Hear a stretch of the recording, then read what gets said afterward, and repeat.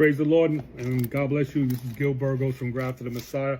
I want to share something with you from the Word, and this message is basically going out to the Hebrew Roots movement. I wanted to specify and bring some clarity to those who are in that or considering getting involved with the Hebrew Roots movement.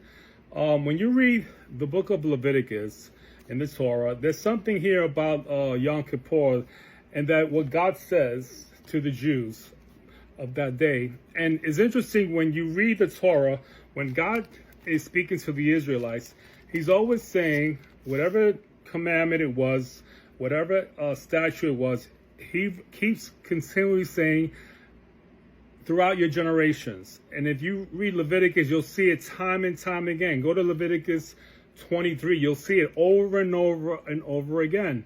When he talks about that, when he talks about the Sabbath, again, this is to be a permanent statute throughout your generations, wherever you live. And that's Leviticus 23 and verse 14.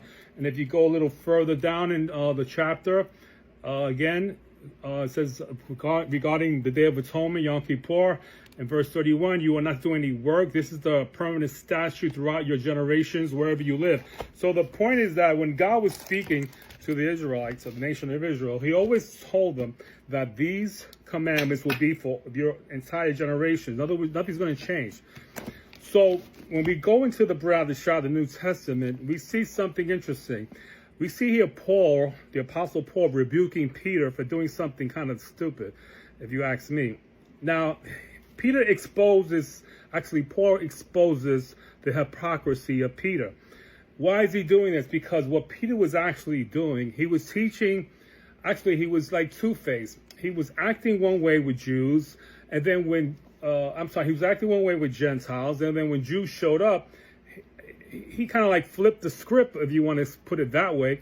So I'm going to read something here from the book of Galatians. When you get a chance, look at Galatians chapter 2. Read from verses 11 all the way to the end. And it's amazing when you read this rebuke from the Apostle Paul. And the whole thing is, again, on that, how he's telling him, listen, again, you can't tell Gentiles to live like Jews.